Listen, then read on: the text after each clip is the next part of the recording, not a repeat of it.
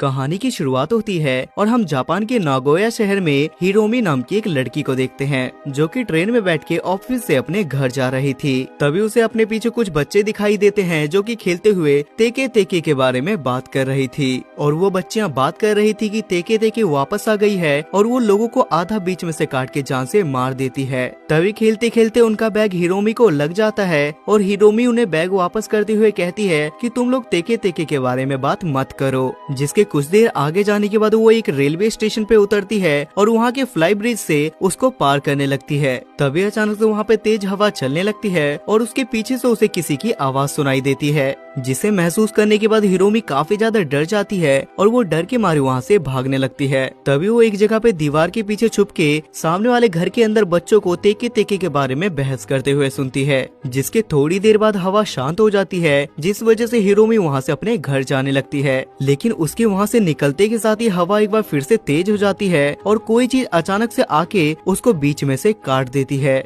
और ये चीज कुछ और नहीं बल्कि तेके तेकी थी जिसने हिरोमी को जान से मार दिया। उसके बाद अगले सीन में हम एक गर्ल स्कूल देखते हैं जहाँ पे काना और आयाका नाम की बेस्ट फ्रेंड एक दूसरे से बात कर रही थी। जहाँ हमें आयाका के बारे में पता चलता है कि आयाका स्कूल के एक लड़के से प्यार करती है, जिस वजह से वो अपनी फ्रेंड काना को कहती है कि अगर तुम उत्सुकी को मेरे साथ डेट पे चलने के लिए जाके पूछ सकती हो तो मैं तुम्हें इसके लिए पार्टी दूंगी। जिसके बाद काना उत्सुकी के पास चली जाती है और वो आयाका के साथ उसे डेट पे जाने के लिए कहती है, जिसे सुनने के बाद उत्सुकी उसके साथ डेट पे जाने के लिए हाँ कर देता है। तब काना आयाका को जाके बता देती है कि उत्सुकी तुम्हारे साथ डेट पे जाने के लिए तैयार हो गया है, जिसे सुनने के बाद वो बहुत ही ज्यादा खुश हो जाती है। उसके बाद अगले सीन में हम काना को उसके घर जाते हुए देखते हैं जहाँ पे काना अपनी मॉम के साथ रहा करती थी। लेकिन आज के दिन काना के घर पे उसकी कजन उससे मिलने के लिए आई थी। उसका नाम रीनी होता है और रीनी काना को अपने नए बॉयफ्रेंड की फोटो दिखाती है।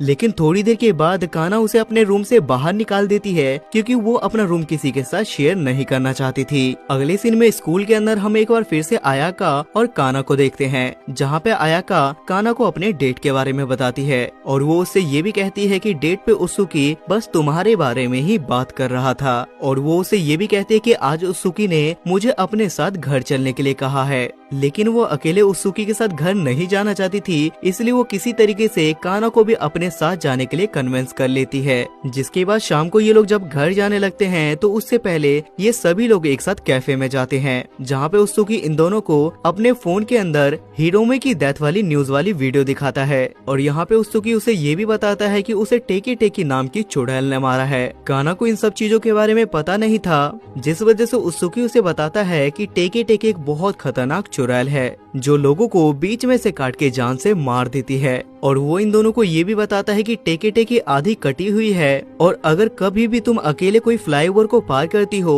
तो तुम्हें पीछे से किसी न किसी की आवाज सुनाई देगी और अगर तुम उस समय पीछे मुड़ के देखोगी तो टेके टेके तुम्हें बीच में से काट के जान से मार देगी। जिस पे आयाका भी जवाब देते हुए कहती है कि अगर तुम किसी तरीके से उससे बच भी जाते हो तो 3 दिन के अंदर वो किसी न किसी तरीके से तुम्हें जान से मार देगी। तब यहाँ पे आयाका 2 मिनट के लिए वॉशरूम जाने लगती है और यहाँ पे काना और उत्सुकी आपस में बातें करने लगते हैं जहाँ काना उससे पूछती है कि तुम्हें आयाका कैसी लगी, जिस पे उत्सुमी उसे जवाब देते हुए कहता है कि मैं उसे पसंद तो नहीं करता, बस मैं तुम्हारे कहने की वजह से उसके साथ डेट पे आया था। और ये सारी बातें आयाका भी सुन लेती है, जिस वजह से वो बहुत ही ज्यादा हर्ट हो जाती है। उसके बाद ये सभी लोग वहाँ से बाहर निकल जाते हैं और उत्सुमी अपनी साइकिल पे बैठ के वहाँ से चला जाता है। जिसके बाद रास्ते में आयाका काना से पूछती है कि तुम उत्सुमी के बारे में क्या सोचती हो, जिस पे काना उसे जवाब देते हुए कहती है कि मेरे दिल में उसके लिए किसी भी तरीके की कोई फीलिंग्स नहीं है, मैं बस यहाँ पे तुम्हारे कहने पे आई हूँ। जिसे सुनने के बाद आयाका काफी ज्यादा गुस्सा हो जाती है और वो गुस्से में काना से कहती है कि तुम हमेशा मेरे सामने अच्छा बनने का नाटक करती हो और मुझे नीचा दिखाने का तुम कोई कसर नहीं छोड़ती। और वो काना से ये कह के वहाँ से जाने लगती है कि मैं ब्रिज वाले रास्ते से घर जा रही हूँ। जिसके बाद आयाका अकेले वहाँ से निकल के फ्लाई ब्रिज पे चढ़ जाती है और उसे रियलाइज होने लगता है कि उसे काना से ऐसी बातें नहीं करनी चाहिए थी। तभी अचानक से वहाँ पे तेज हवा चलने लगती है और उसे पीछे से अजीबोगरीब आवाजें सुनाई देती है। लेकिन जैसे ही वो पीछे मुड़ के देखती है तो उसे आधा कटा हुआ कोई अजीब सा चीज नजर आती है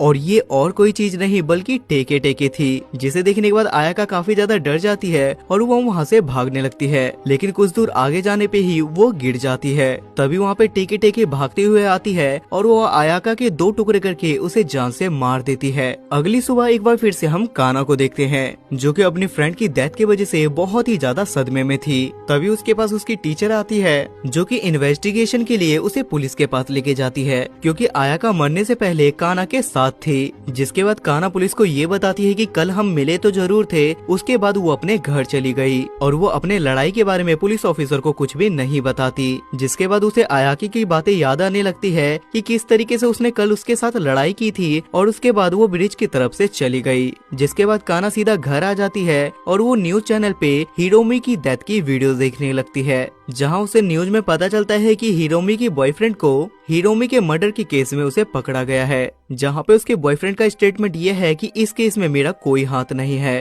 तभी अचानक से काना का गेट खुल जाता है, जिसे देखने के बाद वो बहुत ही ज्यादा डर जाती है। लेकिन वहाँ पे और कोई नहीं बल्कि उसकी मॉम थी और काना की मॉम उसके पास आके आराम से बैठ जाती है। उसके बाद अगली सुबह हम काना को एक बस स्टॉप पे बैठे हुए देखते हैं, जहाँ से कुछ बच्चे गुजर रहे थे और वो सारे बच्चे भी आपस में टेके टेके के बारे में बातें कर रहे थे। थोड़ी देर के बाद काना वहाँ से जाने लगती है कि तभी वहाँ पे पीछे से उत्सुमी आ जाता है, जिससे काना बताती है कि मैंने पुलिस को मेरे और आयाका के लड़ाई के बारे में नहीं बताया था। जिसके बाद उत्सुमी काना का मूड ठीक करने के लिए उसे पहाड़ की ऊंची वाली जगह पे ले जाता है और वो काना को ये भी बताता है कि आयाका ने मुझे डेट के दौरान बताया था कि तुम दोनों बहुत अच्छी बेस्ट फ्रेंड हो और अगर तुम दोनों के बीच में किसी भी कारण से लड़ाई होती थी तो अगले दिन तुम दोनों फिर से नॉर्मल हो जाते थे। जिसे सुनने के बाद काना रोने लगती है। जिसके बाद उत्सुमी काना को वहाँ पे छोड़ देता है, जहाँ से उसे अपने घर जाना था। लेकिन जाने से पहले काना उत्सुमी से हिरोमी के डेथ के बारे में पूछती है और वो उससे ये भी कहती है कि उसके बॉयफ्रेंड को हिरोमी की कटी हुई लाश मिली थी। जिसपे उत्सुमी उसे जवाब देते हुए कहता है कि उसका बॉयफ्रेंड जरूर कोई बहाना बना रहा है, क्योंकि मेरे हिसाब से टेके टेके रियल लाइफ में नहीं है। जिसके बाद काना वहाँ से सीधा चली जाती है। अगले सीन में हम काना को उसी फ्लाई ब्रिज के पास देखते हैं, जो कि अंधेरा होते के साथ ही उस जगह पे जाने लगती है जहाँ पे उसकी फ्रेंड की डेथ हुई थी और वो हाथ में फ्लावर लेके जा रही थी ताकि वो अपने फ्रेंड पे वो फूल चढ़ा सके। वहीं दूसरी तरफ हम उत्सुमी को भी देख पाते हैं, जिसे कुछ ठीक नहीं लग रहा था, जिस वजह से वो काना को देखने के लिए वापस आने लगता है। उसके बाद अचानक से काना को वहाँ पे किसी की आवाजें सुनाई देती है और तेज हवा चलने लगती है। लेकिन काना वहाँ पे अपनी आंखें बंद कर लेती है, क्योंकि उसे वो बात याद आ गई थी जहाँ पे उसे उत्सुमी ने बताया था कि काना किसी का भी रूप धारण करके तुम्हें पीछे से आवाज लगा सकती है, लेकिन ऐसे हालात में तुम्हें पीछे मुड़ के नहीं देखना है। जिसके बाद टेके टेके काना के पास आती है और थोड़ी देर के बाद वो वहाँ से चली जाती है। जिसके बाद काना आंख खोलती है और वहाँ से जाने लगती है, लेकिन आगे बढ़ते के साथ ही उसे पीछे से आयाके की आवाज सुनाई देती है और अपनी फ्रेंड को देखने के चक्कर में वो गलती से पीछे देख लेती है, जहाँ पीछे उसे टेके टेके दिखाई देती है। तब काना वहाँ से जान बचा के भागने लगती है और टेके टेके उसके पीछे पड़ जाती है। तभी रास्ते में काना को उत्सुमी मिलता है और काना उसके साइकिल पे बैठ के उसे तेजी से भागने के लिए कहती है, क्योंकि टेके अभी भी इनके पीछे पड़ी हुई थी। लेकिन वहाँ से कुछ दूर आगे जाने की वजह से अचानक से इनकी साइकिल का बैलेंस बिगड़ जाता है और ये दोनों वहाँ पे नीचे गिर जाते हैं। लेकिन तब तक टेके टेके इनका पीछा छोड़ चुकी थी। उसके बाद अगली सीन में हम उत्सुमी को हॉस्पिटल के अंदर एडमिट देखते हैं, क्योंकि साइकिल से गिरने की वजह से उसका पैर फ्रैक्चर हो गया था। जहाँ पे काना भी आई हुई थी और वो उसका हालचाल देखने के बाद वहाँ से सीधा अपने स्कूल के लाइब्रेरी में चली जाती है, जहाँ पे वो हिस्ट्री की किताब निकाल के वहाँ पे टेके टेके के बारे में पढ़ने लगती है। तभी वहाँ पे रिनी आ जाती है, जो उससे वो बुक लेते हुए कहती है कि मैं भी टेके टेके के ऊपर रिसर्च कर रही हूँ। तब वहाँ से बाहर जाते वक्त काना टेके टेके के बारे में रिनी से पूछती है, जिसपे रिनी भी उसे वही सारी बातें बताती है जो कि उसे उत्सुमी और आयाका की बातों से पता चला था। जिसपे काना उससे और भी ज्यादा डिटेल पूछने लगती है। तब रिनी उसे बताती है कि वर्ल्ड वॉर 2 के बाद द ककोगवा सिटी की ये बहुत ही ज्यादा फेमस स्टोरी है। एक लेडीज ने ककोगवा में जानबूझ के सुसाइड कर लिया था और उसी समय से ये सब कुछ वहाँ से शुरू हुआ था। और वो उससे ये भी बताती है कि वो ककोगवा के प्रोफेसर के पास जा रही है, जहाँ जाने के बाद वो इसके बारे में उनसे पूछताछ करेगी। जिसपे हिम्मत करके काना भी रिनी को बता देती है कि उसने हाल ही में टेके टेके को सच में देखा है और कल उसका तीसरा दिन हो जाएगा, जिस वजह से किसी न किसी तरीके से टेके टेके उसे जान से मार देगी। मतलब कल का दिन उसका आखिरी दिन होने वाला था। जिसे सुनने के बाद रिनी भी उसे अपने साथ ले जाने लगती है। उसके बाद अगली सुबह ये लोग ककोगवा के प्रोफेसर के पास पहुंच जाते हैं और उससे टेके टेके के बारे में पूछताछ करने लगते हैं, जहां पे प्रोफेसर बताता है कि आज से 60 साल पहले एक लड़की ने ककोगवा के फ्लाईओवर से कूद के सुसाइड किया था, जिस वजह से उसकी बॉडी बीच में से कट के 2 टुकड़े में बट गई थी और तभी से बिना बॉडी के भूत का ह्यूमर काफी ज्यादा तेजी से फैलने लगा। तभी हम काना को देखते हैं जो कि अपने डायरी में माइकाचो लिखती है और ये वो जगह होती है जहाँ पे उस लड़की का पहले घर हुआ करता था। जिसपे ये दोनों प्रोफेसर से ये पूछते हैं कि आखिर उसकी सुसाइड करने की वजह क्या होगी, जिसपे प्रोफेसर बताता है कि आखिर उसके साथ कुछ न कुछ बुरा जरूर हुआ होगा, तभी उसने ऐसा कदम उठाया। तभी यहाँ पे काना उस लड़की के घर का पता पूछती है जहाँ पे उसके कोई न कोई फैमिली के मेंबर हो, जिस वजह से प्रोफेसर इनको अपने असिस्टेंट टेकेडा को इनके साथ भेजने का डिसाइड करता है। लेकिन वहाँ जाने से पहले प्रोफेसर इन दोनों को एक और चीज बताता है कि टेके टेके को लाल रंग से बहुत ही ज्यादा नफरत है और अगर तुम्हारे पास कोई भी तरीके की लाल चीज है तो तुम उसे फेंक दो तो तुम लोग टेके टेके से बच सकते हो। लेकिन ये बात बस सुनने में आई है और इस बात में कितनी सच्चाई है इसके बारे में मुझे भी कुछ भी नहीं पता। जिसके बाद ये दोनों मिलके टेकेडा के साथ उस लड़की के घर पे चले जाते हैं जहाँ पे उसके फैमिली के कोई मेंबर रहा करते थे, जहाँ पे हम एक ओल्ड लेडी को देखते हैं जो कि टेके टेके की अपनी बहन थी और वो औरत बताती है कि हर साल कोई ना कोई कासिमा के बारे में पूछने के लिए यहाँ जरूर आता है। दरअसल वो लड़की जो मरी थी जिसका नाम टेके टेके के नाम से जाना जाता है, उसका असली नाम कासिमा था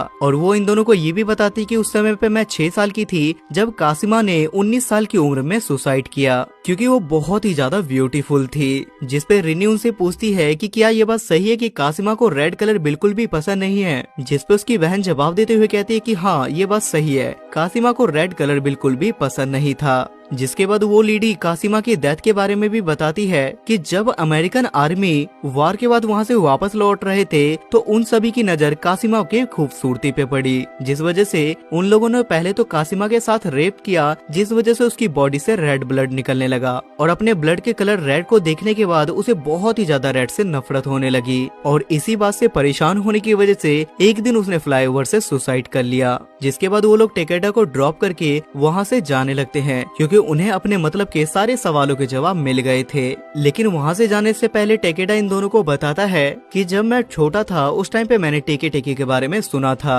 कि जब उसकी डेथ हो गई थी तो उसके मरने वाली जगह पे उसका एक स्मारक बना दिया गया था, जहाँ पे उसकी सिस्टर हमेशा उसके स्मारक पे खाना और रोज चढ़ाने के लिए जाती थी। लेकिन जब उसकी एक सिस्टर की डेथ हुई तो वो मेमोरियल अपनी जगह से हट गया था और यही मेन कारण है जिस वजह से टेके टेके की आत्मा भटक रही है। और वो इन दोनों को ये भी कहता है कि शायद उस स्मारक को अगर सही जगह पे रख दिया जाए तो शायद पहले की तरह सब कुछ नॉर्मल हो जाए। जिसके बाद ये दोनों उस जगह पे जाने लगते हैं जहाँ पे टेके टेके का घर था, मतलब जहाँ पे उसका स्मारक बनाया गया था। जिसके बाद काना अपने डायरी में वो नाम देखती है जिस जगह का नाम उसने अपने डायरी में लिखा था और उस जगह का नाम डालने के बाद ये लोग मैप के द्वारा उस लोकेशन पे जाने लगते हैं, जहाँ पे रिनी भी काना को अपनी सच्चाई बताते हुए कह देती है कि जब वो रिसर्च करने के लिए फ्लाई ब्रिज के ऊपर गई थी तो उसने भी टेके टेके को देख लिया था और आज उसका भी लास्ट दिन है और उसके हिसाब से इन दोनों के पास बस 2 घंटे बचे हुए थे और इस 2 घंटे में अगर ये कुछ भी नहीं कर पाए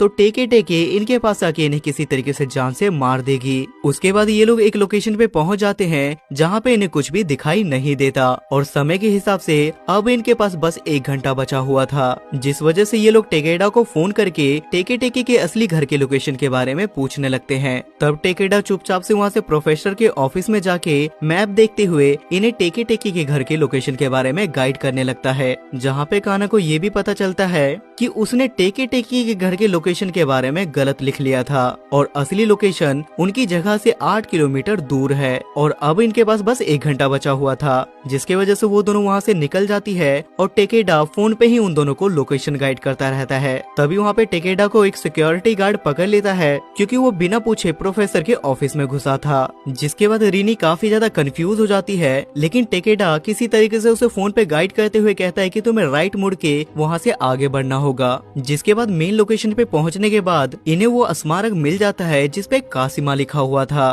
तभी ये दोनों किसी तरीके से उस स्मारक को सीधा करने लगते हैं और हम दूसरी तरफ टेके टेके की आत्मा को भी देख पाते हैं जो कि तेजी से इन दोनों की तरफ बढ़ रही थी। तभी ये दोनों उस स्मारक को सीधा कर देते हैं और टेके टेके भी इन दोनों पे हमला नहीं करती। जिसके बाद ये दोनों आराम से गाड़ी में बैठ जाती है और अचानक से ये दोनों अपने पीछे टेके टेके को देख पाते हैं और अपनी जान बचाने के लिए गाड़ी चला के ये लोग भागने लगते हैं। तब पीछा करते हुए काना को याद आता है कि उनके पास बहुत सारी रेड चीज है, जिस वजह से वो एक एक करके सारी रेड चीज को वहाँ से बाहर फेंकने लगती है। लेकिन यहाँ पे सबसे बड़ी प्रॉब्लम ये थी कि इनकी गाड़ी का कलर ही रेड कलर का था।